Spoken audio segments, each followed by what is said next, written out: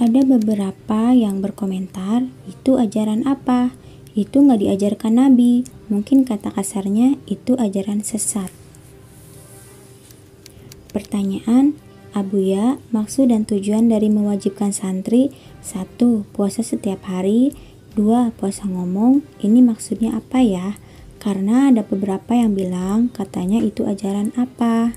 Jawaban Abuya Mufasir, puasa setiap hari itu sunnah muakkad, diharuskan.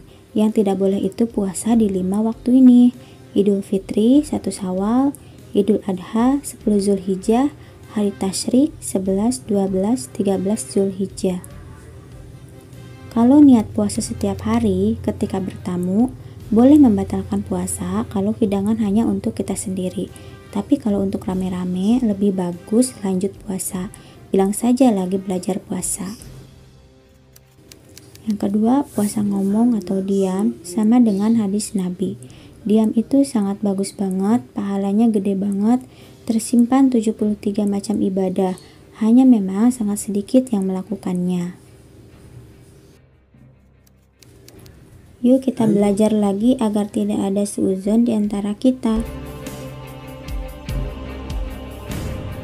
Keutamaan lapar ini sendiri, Rasulullah bersabda, lawanlah nafsu kalian dengan lapar dan haus, karena sesungguhnya pahalanya sama dengan pahala orang yang berperang di jalan Allah, dan sesungguhnya tidak ada amal yang paling dicintai Allah daripada lapar dan haus. Kemudian Ibnu Abbas meriwayatkan Nabi bersabda, tidak akan masuk ke kerajaan langit orang yang suka memenuhi perutnya. Selanjutnya Abu Sa'id Al-Khudri meriwayatkan bahwa Nabi bersabda, berpakaianlah, minumlah, dan makanlah sehingga setengah perut saja, karena perbuatan itu merupakan bagian dari kenabian. Kemudian dari Al-Hasan, Rasul bersabda, orang yang paling utama kedudukannya di antara kalian di sisi Allah adalah yang paling lama lapar dan merenungkan ciptaan Allah. Sedangkan orang yang paling dimurkai oleh Allah di antara kalian adalah yang suka tidur, suka makan, dan suka minum. Kemudian Rasul bersabda, sesungguhnya Allah akan berbangga di depan para malaikat dengan hambanya yang sedikit makan di dunia.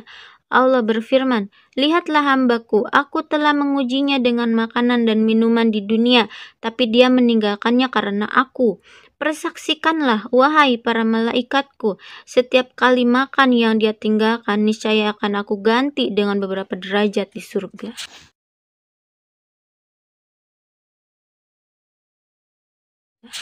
Ketahuilah bahwa bahaya lidah sangat dahsyat dan tidak ada cara untuk bisa selamat darinya kecuali dengan diam.